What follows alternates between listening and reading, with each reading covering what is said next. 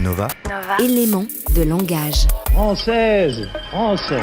La République, c'est un état d'esprit. C'est ridicule. Éléments de langage. La France est une synthèse. Caroline Dussin. Fabrice Lhomme. Gérard Davé. C'est Éléments de langage. Mon objectif absolu, c'est que ce pays ait le futur qu'il mérite. Et je pense que pour les Français aussi, c'est la même chose. Ne soyons pas cuistres. Éléments de langage. L'interview politique de Nova. C'est plutôt de l'ordre de la petite phrase. Bienvenue dans Éléments de langage, l'émission d'interview politique de Nova avec Gérard Davé et Fabrice Lhomme, reporter au Monde. Bonjour. Bonjour. Alors aujourd'hui, nous recevons Jacques Attali. Bonjour. Bonjour. Président de la Fondation Positive Planète, économiste, écrivain prolifique. Votre dernier ouvrage s'intitule Vivement après-demain, c'est chez Fayard. Vous êtes aussi un acteur de la vie politique. Vous avez été conseiller des plus grands et vous en avez fabriqué quelques-uns. Nova. Éléments de langage. Moi, j'ai déjà tout dit sur ce sujet. Alors, on va commencer tout de suite cette interview par la question rituelle, notre question élément de langage. Est-ce qu'il y a, Jacques Attali, des questions auxquelles vous ne voudrez pas répondre dans cette émission, des sujets que vous ne voulez pas aborder ? A priori, non, mais on verra bien. Aucun sujet tabou ? Sauf la vie privée, aucun sujet tabou. Bon, c'est parfait, ça nous va totalement. On va le vérifier au cours de cette émission. Et on va commencer avec une première question d'actualité autour des primaires socialistes. Dimanche, c'est le premier tour donc, de ces primaires. Est-ce que vous allez aller voter ? Oui. Et si oui, pour qui ? Je vais aller voter. À l'heure où nous parlons, je n'ai pas encore vraiment décidé, mais là où nous parlons, je vais sans doute voter blanc. Je vais voter parce que je pense qu'il est important de faire en sorte que cette primaire ne soit pas véritablement un échec et qu'elle rassemble le maximum de citoyens. Mais je ne suis pas encore convaincu par les programmes, ce qui ne veut pas dire que je ne voterai pas à la fin pour celui qui emportera la primaire. Mais je ne suis pas encore convaincu par les programmes. Je n'ai pas l'impression qu'on a là... Vous avez déjà voté blanc ? C'est un désaveu très fort là, non, pour les candidats. D'accord, c'est une première. Jamais fait. Je ne suis pas encore convaincu par les candidats dans la façon dont ils prennent conscience des enjeux que la France va rencontrer dans les années. Qu'est-ce qui vous manque chez eux, précisément ? Si j'employais un mot un peu pédant, mais qui vient à l'esprit, c'est Weltanschauung, une vision du monde. Vraiment une conception des enjeux géopolitiques de notre pays, des transformations nécessaires, ce qui veut dire une vision claire des priorités. Nous sommes dans une période extrêmement enthousiasmante, passionnante, avec des choix majeurs à faire, et je ne les vois pas faits, ni sur les choix d'alliance, ni sur les priorités en Europe, ni sur les priorités à l'égard de l'école. Est-ce que voter blanc à la primaire, ça veut dire que vous allez soutenir le candidat qui n'est pas du Encore Parti une fois, socialiste, non. Emmanuel Macron ? Encore une fois, non, ça ne veut pas dire ça. En dehors de cette primaire ? Non, puisque je vous ai dit, je n'ai pas encore décidé pour autant de ne pas voter pour le vainqueur de la primaire.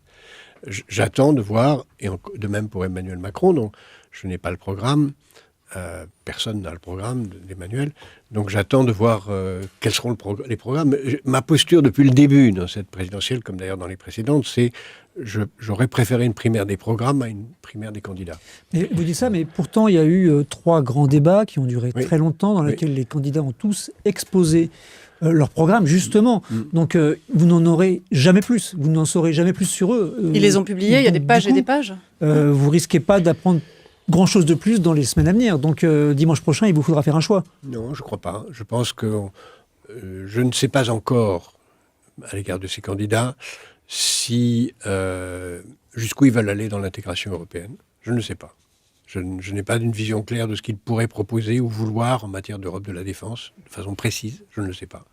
Je n'ai pas d'une vision claire de ce qu'ils veulent sur l'école, en particulier sur la maternelle, sauf Vincent Payon qui l'a dit, mais les autres n'ont pas été clairs pour moi là-dessus. Et je n'ai pas une vision claire de ce qu'ils veulent faire de la fonction publique. Est-ce qu'ils veulent plus de fonctionnaires et dans quel secteur en détail ? Je n'ai pas une vision claire du chiffrage de leur programme, d'aucun d'entre eux. Aucun n'a chiffré son programme, c'est d'ailleurs pareil à droite. Donc il y a encore beaucoup de trous. Mais ce que vous dites, est-ce que ce n'est pas un peu le symptôme d'un parti socialiste qui n'est plus au niveau, avec des candidats qui ne seraient pas à la hauteur, en quelque sorte ? Aucun ne serait à la hauteur à vos yeux, en tous les cas. Les critiques que je viens de faire, ou les attentes que j'ai encore, je ne suis pas un prof qui juge des élèves, les attentes que j'ai sont des attentes d'exigence démocratique. Je pense que notre pays mérite mieux que des choses aussi imprécises. Mieux que ces candidats-là ? Non, mieux que ces programmes. Ils méritent mieux pour décider. J'aurais voulu que ces programmes soient connus depuis 1 an, ce qui nous aurait permis d'avoir plus de temps pour en débattre, pour savoir ce qui est bon, ce qui est... La primaire a été décidée récemment. Voilà. Ouais. Et de même pour les autres candidats. Je n'ai pas une vision claire. Mme Le Pen a un programme qui change toutes les semaines, donc on n'a pas une vision claire. M. Fillon a un programme qui semble très cohérent, mais donc il n'y a pas de chiffrage. On ne sait pas les 500 000 fonctionnaires quoi qu'on pense sur la nécessité ou pas de les supprimer, on ne voit pas où ils sont, ni comment, en particulier les 250 000 fonctionnaires qu'il veut reprendre dans les collectivités territoriales. C'est juridiquement, constitutionnellement impossible. Donc il y a beaucoup de trous, et de même le chiffrage n'existe pas. Emmanuel Macron n'a pas de programme, et encore pour l'instant, il a des bouts parfois très précis, parfois extrêmement généraux. Jean-Luc Mélenchon a un programme partiel, mais lui non plus n'a pas le chiffrage. Sur l'Europe, il dit des choses très différentes suivant les jours. Donc, pour moi, on n'est pas en clair. Il va bien falloir à la fin que je me décide. Exactement. On pouvait penser que dimanche prochain, pas celui-ci, mais celui d'après, nous aurons forcément un candidat d'une gauche dite gouvernementale, a priori Manuel Valls, et un autre qui serait a priori soit Montebourg, soit Hamon. Vous êtes plutôt du côté de la gauche gouvernementale, normalement. Ben oui, bien sûr, parce que je souhaite que cette gauche gouverne. Donc vous êtes plutôt pro-Valls? Non, oui, oui, je caricature à dessein. Caricaturer à dessein. Moi, j'en reste, pour l'instant, à savoir ce qu'ils vont faire. Donc vous pourriez voter blanc les 2 tours, par exemple, en l'occurrence. Dans les primaires, oui. Ah oui, pour l'instant, mon intention, c'est de voter blanc 2 tours. D'accord. Oui. Bon, on ne connaît pas leur programme, mais il y en a un qui a une volonté d'acier en ce moment. Éléments de langage sur Nova. Maintenant, votre responsabilité, c'est d'aller partout en France pour le porter et pour gagner.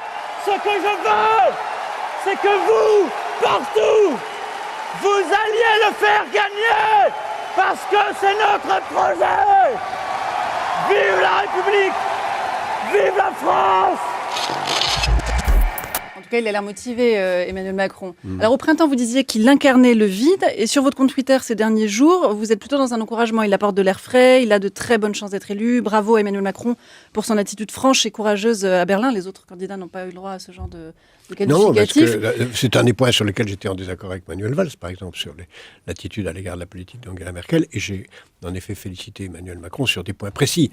Mais j'en reste sur la même position. Quand j'ai dit le vide, on m'avait demandé de quoi Emmanuel Macron est-il le nom. J'ai dit il est le nom du vide de la société française, qui est dans un vide de réflexion sur son avenir. Et lui-même, à l'époque, c'était au mois de juillet, je crois, de l'année dernière, c'était le vide de son programme qui peu à peu se remplit. Mais j'attends toujours son programme. Et je reste sur cette position, j'attends son programme comme celui des autres. Mais c'est-à-dire que, est-ce que vous, dans votre réflexion, vous le mettez sur le même plan que le ou la candidate, plutôt le candidat qui sortira vainqueur de la primaire du Parti Socialiste? Vous n'avez pas d'a priori plutôt en faveur du PS? Non. Vous ne vous considérez pas comme toujours intellectuellement proche du Parti Socialiste? Je ne suis plus membre du Parti Socialiste, je reste un homme de gauche. Je n'ai jamais changé, j'ai toujours voté à gauche, je reste un homme de gauche, mais je ne suis plus membre du Parti Socialiste depuis le 10 mai 1981. J'estimais qu'étant à l'Élysée, d'ailleurs aucun autre collaborateur de François Mitterrand n'a fait ce choix, je devais être au service de la République et pas membre d'un parti politique. Donc je reste de gauche, mais très libre. Et Macron est un homme de gauche à vos yeux? Je n'en sais rien encore, j'attends son programme. Je n'en sais rien, j'attends son programme. Il a dit ni gauche ni droite. Moi, je ne crois pas que ça soit une bonne posture. Par contre, et je suis bien placé pour le savoir, puisqu'il a été mon collaborateur au début de sa carrière dans cette aventure, ironique d'ailleurs, puisque c'est plutôt François Fillon qui m'avait demandé de faire ce rapport et que j'avais accepté qu'à condition que ce soit un rapport bipartisan. Il est vrai qu'il existe aujourd'hui, dans les circonstances de la société française, un grand nombre de réformes que ni la gauche ni la droite n'ont faites et que la gauche ou la droite pourraient faire. Et c'est ce que nous avions résumé dans ce rapport, je rappelle, unanimement signé par des gens qui allaient du MEDEF à la CGT. Donc, il y a une petite fenêtre d'opportunité pour un programme massif d'évidence bipartisane. D'accord. Ça existe. Mais ce programme, ce n'est pas celui d'Emmanuel Macron pour l'instant, à ma connaissance. Mais sur Macron, vous avez forcément un regard particulier. C'est un petit peu votre créature. Vous l'avez créé de toutes pièces, non? Il a de grands talents. Historiquement, c'est vrai que je l'ai découvert. J'ai eu le Vous l'avez présenté aussi à Je l'ai l'Élysée. découvert, je l'ai... Non. François Hollande. Je l'ai découvert, il a eu la gentillesse de vouloir travailler avec moi dans cette commission. Il a été exceptionnellement brillant, compétent, chaleureux, loyal, tout à fait remarquable. Ensuite, François Hollande étant candidat, je lui ai dit, il y a quelqu'un de très remarquable qui pourrait t'aider à faire ton programme. Donc je l'ai présenté à François Hollande. Ensuite, c'est sa vie, et c'est sa carrière, et il est resté un ami très proche. Nous sommes en effet des amis très proches. Mais comme je suis un ami très proche d'autres gens de la gauche d'aujourd'hui. Mais c'est un ami qui vous a déçu. C'est un ami qui m'a dit... Vous avez eu des mots très très durs à son égard. Les mots très durs d'un grand frère, puisque de cette façon, c'est ainsi qu'il me considère, je crois. Des mots très durs de quelqu'un qui est très exigeant. Je crois qu'il est une grande promesse pour la gauche française. Je dis une grande promesse pour la gauche française. Une grande promesse à condition de ne pas avoir une stratégie que ses adversaires pourraient qualifier de bonapartiste, c'est-à-dire d'individualiste, de partant à l'aventure tout seul, indépendamment de toute action collective. C'est pas ce qu'il fait. Il est en train de construire un parti, il est en train de constituer, au fond, il est en train de faire ce qui a toujours échoué en France, c'est-à-dire un parti centriste de centre-gauche. Il est en train de donner vie au rêve de Michel Rocard, qui avait échoué à tout ce que François Mitterrand considérait comme impossible. Donc, mais est-ce qu'il n'a pas raison? Justement, et c'est toute la question. Si je prends ma grille de lecture telle qu'elle m'a accompagné tout au long de ma vie jusqu'à présent, il ne peut qu'échouer. Puisque François Mitterrand avait une jolie formule quand il disait « Un homme de centre, c'est un homme... regardez au fond de la classe à droite. Vous verrez les hommes du centre. » Donc forcément, pour lui, l'homme du centre, c'est quelqu'un qui va à droite. Et si on prend cette grille de lecture, Emmanuel Macron est condamné à échouer. Bulle de janvier-février qui va échouer quand les gens, les équipes, les grandes équilibres sismiques vont se recaler, la gauche avec la gauche, la droite avec la droite, et le centre sera écrasé. Il est possible que nous soyons dans une circonstance particulière dans la société française. J'ai toujours dit, et je l'ai écrit dans le programme présidentiel que j'ai écrit avec un grand nombre de gens l'année dernière, que la France n'avance jamais par réforme, mais par révolution. Il y a eu une révolution en 1945, une révolution en 1958, une révolution en 1981. Le moment est venu d'une révolution démocratique, d'un moment d'une grande action d'évidence, qui peut être une action d'évidence regroupant des tas de gens, de bonne volonté de gauche et de droite. Et Macron pourrait incarner ça. Alors, il y a aussi une deuxième chose, c'est que la France est le seul pays d'Europe à ne pas avoir balayé sa classe politique. Moi, ça fait... pour retrouver les traces, 3, sinon 4 ans que je dis le prochain président de la République sera un inconnu. Je n'avais pas en tête Emmanuel Macron quand j'ai dit ça. Mais c'est en train de se faire, de toute façon. Là, on voit bien que Sarkozy a été débarqué. Voilà. Exactement. J'avais dit que ça sera un inconnu parce que les Français veulent changer. Bon. Donc, on peut imaginer un scénario idéal, dans lequel Emmanuel Macron ou quelqu'un d'autre incarne un vrai changement, une volonté d'agir très vite pour faire tout ce qui est d'évidence nécessaire, la réforme de l'école maternelle, la réforme de l'Europe, la réforme de la défense, la réforme de la fonction publique, tout un certain nombre de choses qui, pour moi, dans ma grille de lecture, sont plutôt à gauche, mais qui rencontrent, et on l'a vu dans la commission bipartisane que j'ai présentée, un accord assez unanime des gens de bonne volonté. Alors, hormis les aspects politiques, il y a des aspects aussi humains. Est-ce que vous considérez que Emmanuel Macron a trahi François Hollande? Non, je ne crois pas. Je connais bien l'histoire des uns et des autres. Pourtant, c'est ce que vous disiez dans un documentaire sur Macron qui est passé il n'y a pas très longtemps. Non, je n'ai pas dit ça. Quasiment. Vous aviez des mots très très durs sur cette... Pas de trahison sur cette envolée personnelle. Non, quoi. Je viens de vous dire qu'il y a des risques de bonapartisme qu'il faut garder présent à l'esprit et que ses adversaires peuvent mettre en avant. Non. Je dis il faut être loyal. Ça ne veut pas dire qu'il faut que je l'accusais de trahir. Et il a été déloyal et pas traître, c'est ça? Non, il n'a pas été déloyal. Il aurait pu être déloyal. Il ne l'a pas été, je pense. Tout ce que je dis là en public, vraiment très, très, très tout ce que je dis là en public, je le lui ai dit en privé ad libitum. Je lui ai dit, je vous soutiendrai puisqu'on se vous voit, et il me vous voit pour des raisons de notre passé commun. Je pourrais vous soutenir si vous êtes loyal et si vous avez un programme. C'est ce que je lui dis depuis le début. Il a été loyal? Pour moi, il n'a pas été déloyal. Parce que être déloyal, non, il n'a pas été déloyal. Il eut été déloyal... François Hollande ne pense pas la même chose, hein. Vous êtes a priori mieux placé que moi pour le savoir. Vous êtes aussi pas mal placé aussi. Vous le savez. Oui, en effet. Mais... il n'a pas apprécié François Hollande. Sans trahir de secret que je n'ai pas à trahir, l'enchaînement des événements m'amène à penser que Emmanuel Macron avait de bonnes raisons de se considérer libre de ses choix. Pourquoi? Ça ne veut rien dire. Qu'est-ce qu'il avait comme raison de se sentir libre, concrètement? Je ne pense pas qu'il était un créateur de François Hollande. C'est-à-dire qu'il lui devait rien, d'après vous? Je ne pense pas qu'on puisse dire qu'il lui devait sa carrière, non. Et c'est à ce moment, c'est s'il lui devait quelque chose qu'il aurait été déloyal. Oui. Emmanuel Valls, par exemple, pour vous, a trahi François Hollande? Non plus. Il l'aurait trahi s'il s'était présenté ouvertement contre le président. Il a attendu que le président... Il a poussé un peu dans le fossé, quand même. C'est ce que vous pouvez penser. C'est pas ce que vous pensez? Honnêtement, ça, je ne le sais pas. Je ne le sais pas. En tout cas, François Hollande, et vous le savez mieux que nous, s'est senti trahi par Emmanuel Macron. C'est peut-être le plus à même de savoir ce qui s'est vraiment passé. Est-ce qu'il s'est senti trahi? Si je remonte à mes souvenirs les plus intimes des conversations que j'ai eues avec eux ces jours-là, il a été surpris, plus que trahi. Il a été surpris parce qu'il pensait que Emmanuel Macron, en quittant le gouvernement, soutiendrait son éventuelle candidature. Et Emmanuel Macron n'a pas soutenu sa candidature. Voilà. On va écouter un petit son de François Hollande, justement. Nova. Éléments de langage sur Nova. Je ressens un goût d'inachevé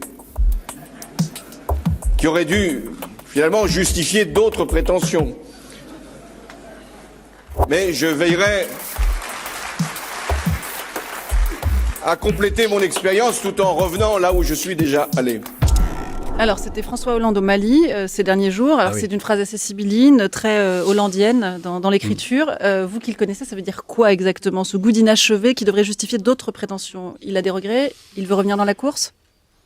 Jacques Attali. Vous savez, c'est une décision que je ne l'ai pas encouragé à prendre. Et j'étais de ceux qui pensaient qu'il devait être candidat, vraiment. Et s'il avait été candidat, je l'aurais soutenu jusqu'à la dernière seconde de sa campagne. Je pense qu'il a... Je ne pense pas qu'il ait eu raison de ne pas être candidat, mais c'est une décision. Il a commis une erreur politique, une erreur d'analyse? Non, pas une erreur. C'est un choix intime, incroyablement intime, qu'on ne peut que respecter. Donc c'est pas une erreur. Non, mais je veux dire par là, vous pensez qu'en se présentant, éventuellement, il avait des chances raisonnables de gagner? Je n'en suis pas sûr. Mais je pense que, chance ou pas, il aurait dû devait y aller.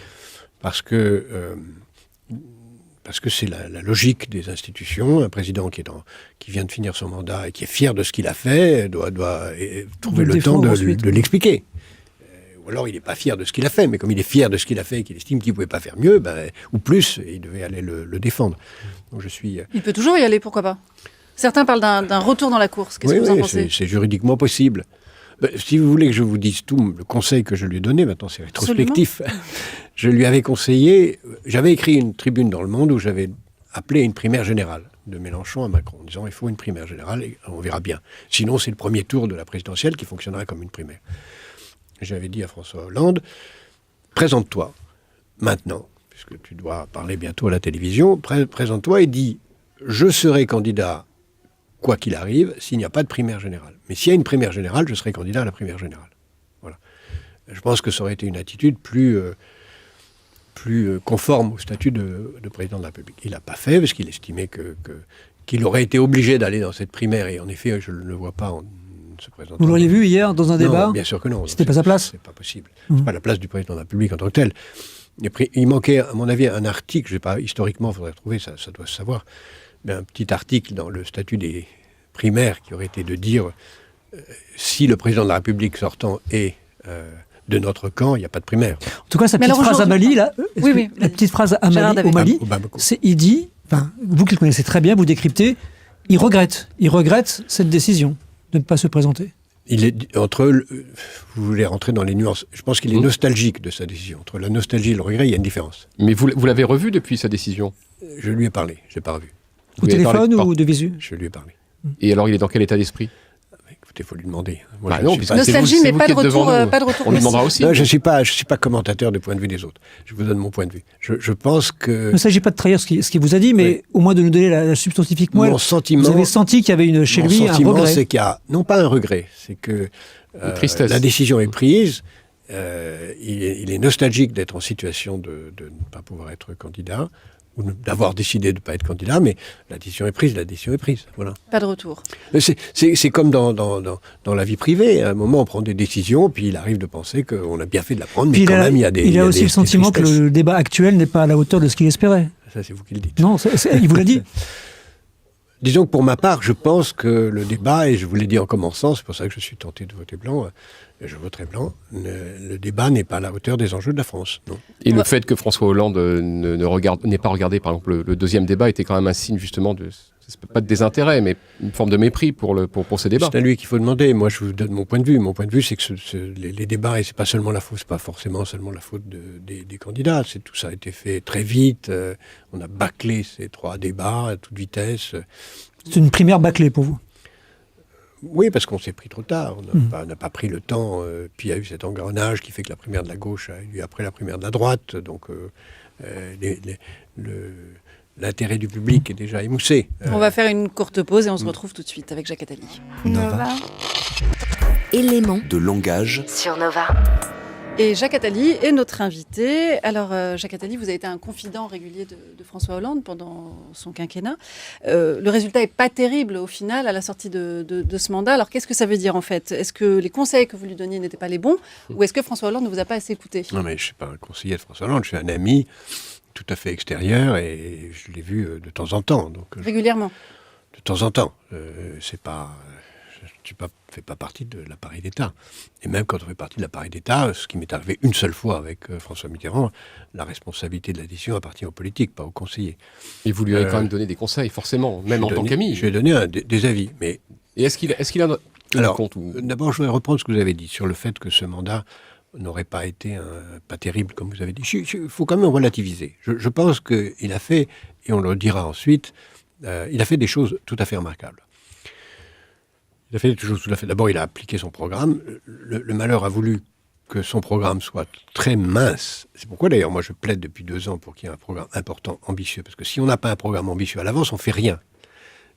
Et comme son programme n'était pas très ambitieux, il n'a fait que ce qui était fait. Mais il a fait quand même des réformes très importantes. Mais il y a une cote de popularité qui est désastreuse, historique, et un président qui, pour la première fois dans la Ve République, ne se représente pas. C'est ce qui permet de dire que... Une cote de popularité faible, encore faut-il la mériter.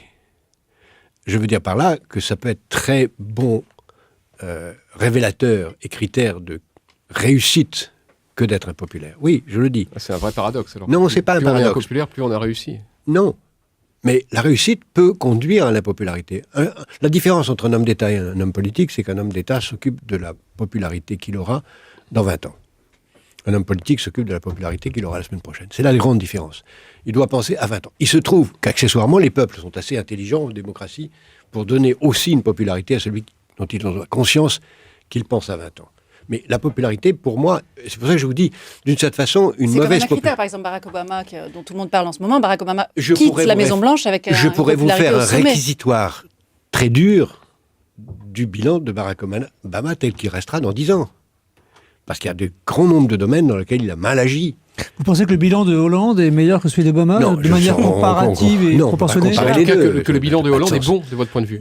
Il n'est pas jeté à la poubelle entièrement. Il a fait des choses importantes. Il y a déjà une différence. Non, mais j'ai dit... Est-ce qu'il est bon, globalement? J'ai dit, et je maintiens, j'ai dit peut-être d'une façon excessive qu'il était le meilleur président de la République depuis François Mitterrand. C'était excessif de le dire, ça? Je pense que j'aurais pu dire qu'il a été le moins mauvais, ce qui est une façon de dire la même chose. Il n'y en a pas eu tellement depuis François Mitterrand, de toute façon. De dire le moins mauvais, ce qui est une façon de dire la même chose, pour pas dire... Mais je pense qu'il a fait beaucoup de choses utiles. Prenez par exemple la politique qu'il a suivie à l'égard de la formation des chômeurs. C'est un exemple, si vous voulez, au regard des conseils que je peux lui donner. Depuis le début de son élection, je lui dis, là, il y a une piste absolument majeure, qui était d'ailleurs dans le rapport que j'avais fait de cette commission. Former les chômeurs, c'est comme ça qu'on crée les emplois. C'est comme ça qu'on les crée dans tous les pays du monde qui ont réussi. Il faut le faire tout de suite. Ils ont fait une première loi catastrophique avec un ministre du Travail devenu ensuite ministre des Finances, qui était une loi de connivence entre les partenaires sociaux, qui a abouti à un gaspillage de 35 milliards de formation permanente. Et il a fallu attendre 1 an avant la fin de son mandat pour qu'il fasse plein régime, presque plein régime, et passer de 30 000 chômeurs formés à 500 000 chômeurs formés. C'est un excellent exemple de ce que... Il y a des points positifs, quoi. Mais si ça avait été fait tout de suite, à plein régime, ça aurait vraiment profondément changé les choses. Et du coup, on en revient à la question que je posais précédemment, c'est-à-dire, Deuxième exemple. Est-ce qu'il vous a écouté? Est-ce qu'il vous a écouté? Il y a des choses dans lesquelles il m'a écouté. Je peux vous... Pas besoin de vous le dire aujourd'hui, peut-être je le dirai plus tard. Non, mais il y a des sujets sur lesquels j'ai été ouvertement... en désaccord avec lui, où j'ai le sentiment qu'il m'a ensuite écouté dans la façon dont il a traité les choses. Quel sujet, par exemple? Je pense en particulier à la déchéance de nationalité, dans laquelle j'étais, moi, très très contre, Ce qui n'est pas vraiment à mettre à son actif dans son bilan. La façon dont il a pu réorienter les choses. Mais c'est intéressant parce que la semaine dernière, on avait Julien Drey qui disait que c'était un bon bilan et que. Il y a des choses. Vous allez voter blanc, sans doute, peut-être pour la première fois, vous disiez de votre vie politique. Est-ce qu'il n'y a pas un moment en politique mais en tout cas, il n'y a pas de candidat qui vous fait rêver. Est-ce qu'il y a pas un moment... Non, c'est pas une question de candidat qui fasse rêver. J'ai beaucoup d'admiration et de respect pour la politique qu'a menée Manuel Valls dans beaucoup de domaines, pas dans tous les domaines. Beaucoup d'admiration. Il a fait un très bon travail dans beaucoup de domaines. Mais je ne suis pas encore convaincu par son programme. Donc j'attends. C'est pas un vote blanc d'hostilité, c'est un vote blanc d'attente. Voilà. Mais est-ce que ça ne signifie pas concrètement un arrêt de mort du Parti socialiste, tel que celui que vous avez connu, qui a été créé en partie par Mitterrand, il faut le dire. En totalité par Mitterrand. Oui, il faut le dire. Donc, est-ce que c'est pas l'arrêt de mort? Est-ce que c'est pas la fin du Parti socialiste tel qu'il a existé? D'ailleurs, Hollande lui-même, vous le savez, on le sait un petit peu aussi, voulait que le Parti socialiste se fasse harakiri, c'était son expression. On peut aujourd'hui penser... Vous êtes vous aussi d'accord avec ça? Que le Parti socialiste doit se dissoudre ou disparaître? Jacques Attali. Je ne suis pas convaincu de ça. Je pense qu'il est très important dans la vie politique française qu'il y ait un parti de gauche qui incarne une gauche de gouvernement. Bon. Mélenchon, très respectable, qui travaille, qui a des idées, ne représente pas un parti de gouvernement. Les autres candidats du Parti socialiste, aujourd'hui, tels qu'ils sont, n'incarnent pas un véritable programme de gouvernement. François Mitterrand avait un vrai programme de gouvernement, en tout cas en 81, pas en 88, qui était déjà le début de la fin pour moi. On peut en parler, mais c'est une autre question. Donc aujourd'hui, il n'y a pas de programme de gouvernement à gauche. À droite non plus, d'une certaine façon, parce que la droite est extrêmement divisée. Vous dites qu'il faut un parti de gauche. Est-ce qu'il faut que le Parti socialiste survive à cette crise, ou est-ce que, tant pis, c'est fini, il a fait son temps, on passe à autre chose? Vous le disiez tout à l'heure, d'ailleurs, à un moment donné. Je dis, il faut faire table rase de la classe politique. Ça ne veut pas dire qu'il faut faire table rase des institutions, des partis. Je ne crois pas Emmanuel Macron représente une chance s'il incarne un vrai renouveau de la classe politique. Il a dit qu'il refusait tous les appareils, tout accord entre... Bien sûr, parce qu'il incarne un nouveau parti. Donc pour moi, s'il incarne un nouveau parti, un vrai parti, c'est ce qu'il semble vouloir, avec des candidats partout, programme, dans ce cas-là, il s'inscrit dans une stratégie démocratique qui va au-delà de lui-même. Et là, ça vous intéresse? Je réponds à votre question sur le Parti socialiste. Tant que ce sont des partis qui ne pensent qu'à l'intérêt général, donc qui ont vocation à durer indépendamment des individus qui les conduisent, c'est utile à la démocratie. Quand un parti n'est qu'une machine à prendre du pouvoir pour un individu, c'est dangereux.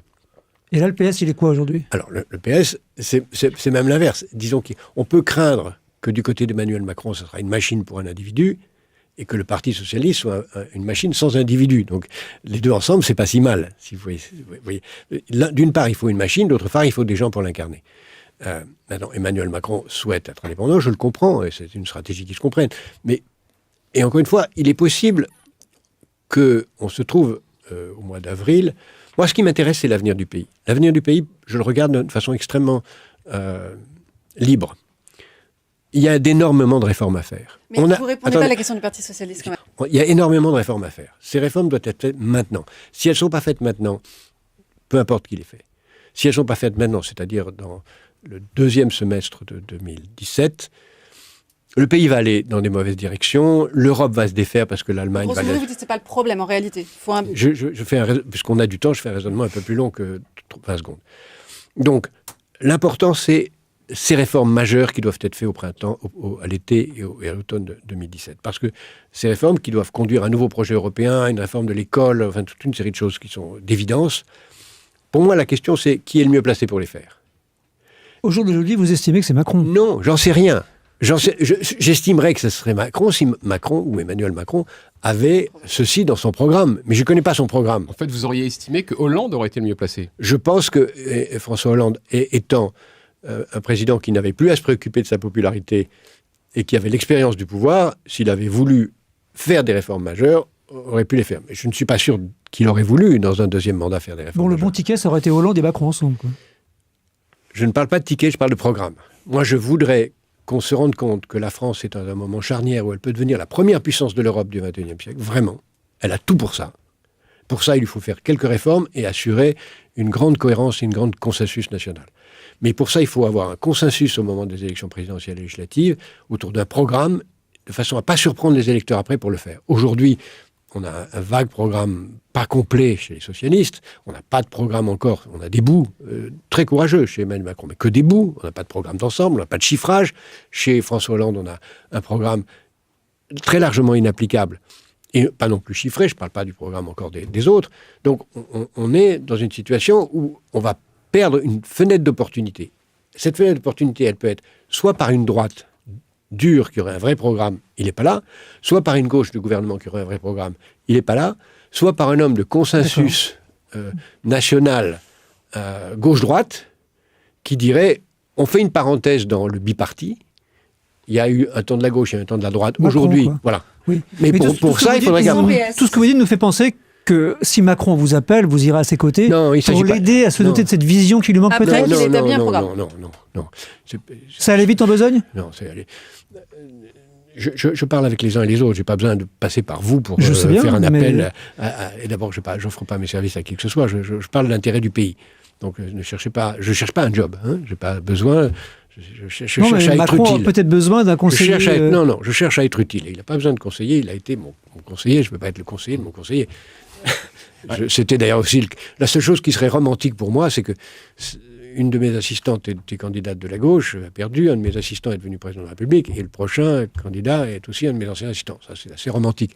Mais en dehors de ça, je ne suis pas candidat à être le conseiller de mes conseillers. Donc il ferait bon être votre assistant, quoi, en fait.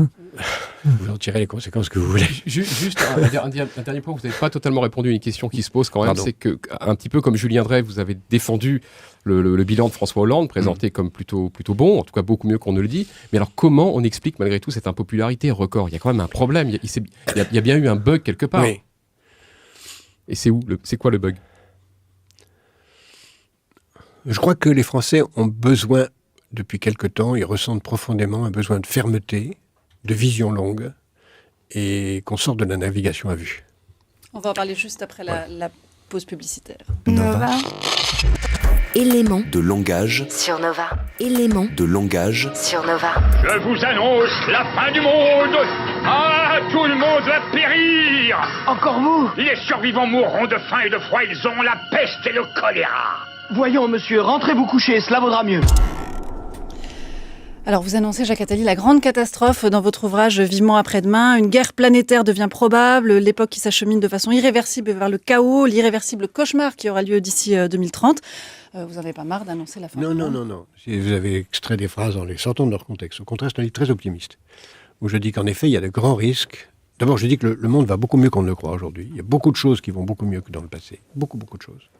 Même des choses qu'on ne voit pas. Par exemple, la pauvreté a beaucoup diminué dans le monde, même s'il y a 1 milliard de gens qui vont se coucher en ayant faim ce soir. Enfin, il y a beaucoup de choses qui vont beaucoup mieux. La violence a beaucoup diminué, en tout cas jusque l'année dernière. L'espérance de vie a augmenté. Les classes moyennes sont de plus en plus nombreuses. Et d'ici à... Mais il y a quand même cette menace qui pèse. Non, il y a des menaces, mais d'ici à 2030, il y a énormément de choses positives qui peuvent faire en sorte que le monde peut aller incroyablement bien. Je compare souvent cette période à celle de 1910. En 1910, il y avait énormément de... Ce qui fait plutôt peur. Laissez-moi finir. En 1910, il y avait énormément de choses qui permettaient de penser que le XXe siècle serait heureux. Progrès technique, démocratie, énormément de choses.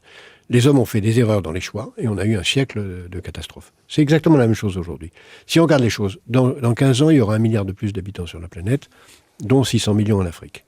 Il y a 1,5 milliard de personnes dans la classe moyenne dans le monde aujourd'hui, il y en aura 4 milliards en 2030. La classe moyenne va augmenter. Les progrès techniques, je n'ai pas besoin de vous faire la liste, devant nous sont gigantesques. L'espérance de vie va encore augmenter de façon massive. Les techniques pour réduire la pénibilité du travail sont énormes. Donc le potentiel pour faire en sorte que le 21e siècle soit très heureux est magnifique. Pour ce qui est de la France en plus, d'abord l'Europe en tant que telle, c'est la première puissance du monde. Démographiquement, en termes de population, en termes de qualité de vie, de niveau éducatif, de niveau de santé, de niveau de protection sociale, nous sommes la première puissance du monde. Et d'ailleurs, on est très convoité au point qu'aujourd'hui, les autres veulent nous détruire. Les menaces sont là, comme en 1910, on aurait pu l'éviter. Aujourd'hui, il y a des menaces. Et c'est seulement si on a conscience des menaces qu'on peut les éviter. Je ne dis pas que les catastrophes sont certaines. Je dis que si... Non, vous ne dites pas qu'elles sont certaines, mais enfin, elles sont quand même très... Sont possibles. Vous faites la liste des guerres possibles. Si en 1933, on on avait eu conscience des risques de ce que conduisait l'arrivée au pouvoir d'Hitler, on aurait évité qu'Hitler s'installe suffisamment longtemps pour renforcer son armée et faire la catastrophe qu'il a connue. Donc, la connaissance des menaces est essentielle Mais alors, à une justement, en conduite lisant votre optimiste. livre, on les voit, enfin, les menaces, on les voit très bien, et c'est Oui. vrai que je rejoins Caroline. Vous dites que ce livre est optimiste. Moi, je ressors avec le sentiment qu'en 2030, on a des soucis à se faire, quoi. Il est pessimiste. Vous annoncez la grande catastrophe. Non, je dis qu'elle est possible, mais je donne toute une série de raisons que je viens de rappeler. Avec un thème précis qui est l'altruisme. Oui, vous dites que l'altruisme peut sauver le monde, en exactement, gros. c'est ce qui est d'ailleurs en train de se... Mais c'est pas un vœu pieux, ça ? Non, c'est pas un vœu pieux, c'est la grande mutation idéologique qui est en marche aujourd'hui entre l'égoïsme pur, le moi d'abord, qu'on voit d'ailleurs triompher aujourd'hui aux États-Unis avec la victoire de Trump. Et l'altruisme, ça veut dire je prends conscience que j'ai intérêt au succès des autres. J'ai intérêt à ce que les autres soient heureux. J'ai intérêt à ce que les Africains soient heureux pour qu'ils ne viennent pas en vague migratoire immense chez nous. J'ai intérêt à ce que les Russes soient heureux pour être stables. J'ai intérêt à ce que les plus pauvres soient moins pauvres chez moi parce que c'est les conditions de la croissance. Donc j'ai intérêt au bonheur des autres. Et ça, on le voit dans toutes les jeunes générations. Toutes les jeunes générations ont compris l'importance de l'altruisme. Moi, je le vois parce que, vous l'avez dit tout à l'heure, je préside une fondation où nous avons une mission d'aider les plus jeunes, les gens en difficulté un peu partout à travers le monde, à créer leurs entreprises et à ne pas dépendre de la charité. Le nombre de gens qui sont intéressés à travailler à ça, le nombre de gens, je rentre de Davos, où l'émergence de ce qu'on appelle l'économie sociale, l'économie solidaire, la RSE, le capitalisme patient, les ONG, les nouvelles formes d'entreprises qui sont plus des entreprises capitalistes. Ça très fragile par rapport à la vague que vous décrivez. C'est une bataille idéologique. Qu'est-ce que ça pèse les comportements personnels par rapport à la guerre nucléaire, par exemple, que vous évoquez ou ça pèse autant que, vous savez, ce sont les idées qui gouvernent le monde. Les armes ne sont que des moyens au service des idées. Oui, mais est-ce que vous pouvez répondre à des défis qui sont plus que majeurs, comme celui de l'État islamique, par l'altruisme? Est-ce que c'est au-delà de la naïveté? Non, pas du tout. C'est pas une réponse. C'est évidemment la réponse. Vous faites comment? Alors, vous allez voir les gens de l'État islamique en leur disant on va faire preuve de bienveillance et tout va aller mieux? C'est évidemment la réponse. Puisque la réponse, pourquoi est-ce qu'il y a l'État islamique? C'est parce qu'on n'a pas été capable de créer les conditions du développement de ces pays. Oui, mais là, maintenant, on est dans cette situation. On ne peut pas revenir en arrière. Il est évident que face à des ennemis, on doit se battre. L'altruisme, ça ne consiste pas à attendre la deuxième joue, la troisième joue. Ça consiste à créer les conditions pour éviter qu'on ait à le faire. Donc, évidemment, quand il faut se battre, il faut se battre. C'est pour ça que je pense qu'en Europe, aujourd'hui, la priorité absolue, c'est l'Europe de la défense. Donc, l'altruisme n'empêche pas d'être lucide à l'égard des besoins. Aujourd'hui, un altruisme militarisé. Un altruisme qui protège les conditions de sa propre survie. Et pour survivre, il faut se défendre. Vous n'avez pas le sentiment que c'est un peu fumeux, quand même? Pas du tout. Non, je trouve ça très clair. Je veux vous rentrer dans les détails. L'Europe, aujourd'hui, a besoin de créer les conditions d'une armée européenne. Une armée européenne, ça veut dire un budget de l'Europe, qui soit un budget de la défense et qui soit financé par des eurobonds et un statut précis de l'Agence européenne de défense. On sait très bien faire. Tout a été écrit de façon extrêmement claire. Ça a été acté par un certain nombre d'acteurs européens. Le Conseil européen des affaires étrangères de décembre l'a fait. Il suffit de le faire. Simplement, il se trouve que les deux dirigeants les plus importants d'Europe ne sont pas en situation de le décider parce qu'ils ont tous une élection cette année et l'un n'est pas candidat. Donc ça, il faut le faire. Quant au reste de ce que vous appelez fumeux dans l'altruisme, au contraire, il est essentiel. L'altruisme, ça consiste à se rendre compte que la priorité aujourd'hui dans notre pays, c'est de former les enfants, la classe maternelle. Vous savez, l'altruisme, les parents savent très bien ce que c'est. Les parents, quand ils s'occupent, et vous aussi, si vous avez des enfants, l'altruisme, c'est s'occuper de ses enfants. C'est considérer qu'à certains moments, il faut faire des choix qui ne sont pas exactement ceux de notre préférence personnelle immédiate, mais l'intérêt de nos enfants. C'est ça l'altruisme. Mais et pourquoi on le fait? Parce que c'est notre... Non, collectif. Pourquoi je pense qu'aujourd'hui, une priorité majeure du prochain président de la République, c'est l'école maternelle? Parce que c'est là que tout se joue. Si vous parliez de l'islamisme et du fondamentalisme, si aujourd'hui, on a des problèmes, c'est en particulier parce qu'il y a des gens qu'on a laissés dans les quartiers avec des écoles, des formations catastrophiques qui font qu'ils arrivent à l'âge de 16 ans sans parler un mot de français correctement et sans être capables de savoir lire, écrire et compter. Si on avait fait ce qu'on doit faire comme une priorité majeure du prochain président de la République, tripler les taux d'encadrement des maternelles dans les quartiers. C'est la première proposition, qui était d'ailleurs la deuxième proposition du rapport de la commission que je présidais, la première étant portant sur la formation des assistantes maternelles. Vous voyez, on est loin des taxis qu'on a bien avant. Formation d'assistantes maternelles. Donc c'est là, ça peut s'appeler de l'altruisme. Oui, mais à force de recommander des choses, de conseiller des choses, de donner des avis, vous n'avez pas envie d'être acteur plutôt que de conseiller, parce que tout ce que vous dites là, rien n'est jamais mis en œuvre. Donc vous reconnaissez que c'est pas fumeux déjà. Si, dans le sens où ça ne peut pas être mis en œuvre parce que justement vous donnez des avis, des conseils, mais que rien n'est concret. Ouais, c'est très concret, mais si ça se fait pas, c'est pas ma faute. Mais vous pourriez vous engager plus avant. J'étais en situation une fois de le faire avec François Mitterrand et je suis extrêmement fier de ce qu'on a fait. On a fait énormément de choses. Vous avez été altruiste avec François Mitterrand ? Nous avons été... L'essentiel des conversations que nous avions, c'était « Que pensera-t-on de ça dans 30 ans ?» C'était vraiment... Alors on peut dire que c'est un peu mégalomane de savoir, parce qu'il voulait savoir qu'est-ce qu'on penserait de lui dans 30 ans. Mais ça revient au même. Si vous êtes mégalomane en pensant ce qu'on pensera de lui dans 30 ans, sauf si vous voulez être Hitler et laisser un souvenir catastrophique, vous laissez un bon souvenir et donc agir dans... Et 30 ans après, qu'est-ce qu'il dirait Mitterrand aujourd'hui de la situation ? Ça, j'en sais rien. Mais en tout cas, je peux vous dire que... J'en sais rien, vous pouvez l'imaginer, non ? Penser à 30 ans, c'est la clé d'une action concrète, immédiate, efficace et utile. Et j'ai toujours fait ça et je continue à le faire. Il se trouve que je n'ai jamais été en situation d'être moi-même candidat à la présidence de la République. Je me suis occupé d'autres choses. J'ai créé plusieurs instituts internationaux, j'écris des livres et j'ai assez d'humilité pour penser que je ne suis pas en situation d'être président de la République. C'est une situation de fait. Et on remarque une petite pause. On se retrouve tout de suite avec Jacques Attali, l'invité d'Éléments de langage. Nova. Éléments de langage. Sur Nova. Éléments de langage. L'interview politique de Nova. Caroline Dussin, Fabrice Lhomme, Gérard Davet. Sur Nova. Jacques Attali est l'invité d'Éléments de langage. Alors vous le disiez, vous avez beaucoup de choses à faire. Pas le temps d'être président de la République. Non, vous j'ai pas dit pas le temps. J'ai dit je ne suis pas... Non. Je voudrais pas qu'on caricature mes propos. Je suis dans une situation d'humilité à l'égard de cela. D'humilité. La France est un grand pays. Pour être président de la République, il faut être en situation de l'être. Je ne le suis pas et donc je le constate. Et donc je parle à la cantonade de ce qu'il faut faire. On peut réussir sa vie sans être président de la République. Exactement. Il y en a qui l'ont dit. Mais vous avez beaucoup d'activités, par contre. Ça, vous ne pouvez pas le contester. Exactement. Alors vous avez écrit 61 livres. Vous en avez écrit 4 en 2016. Plus que ça. Plus que ça 67. 67 en comptant les rapports. En comptant les rapports. J'ai compté les longs. Je me suis amusé à compter le nombre de l'ouvrage que vous aviez écrit de vous-même. Hein. Est-ce qu'il est possible de produire quelque chose de qualité avec de l'implication au vu justement de vos multiples autres activités à chaque fois ? Est-ce que vous êtes impliqué autant dans cet ouvrage que dans... Est-ce que vous y passez du temps en fait ? Est-ce que c'est vous-même qui écrivez ces livres en fait ? Parce que c'est vrai qu'une question qu'on se pose. Vous dormez 4 heures par nuit, c'est ça ? Non, je dors plus que ça. Genre 5 bon, heures. c'est bien. 5 heures, c'est énorme. Mais vous avez une équipe qui travaille pour vous, avec vous. C'est moi qui écris. Pour l'agrégation des données, vous n'avez pas eu à faire ? Sont cités en référence tous ceux qui vérifient mes chiffres, mais pas écrivent à ma place. Et si vous voulez le savoir, je publie dans un mois un nouveau livre. Donc ça fera 5 livres en un an. Un roman policier. Voilà.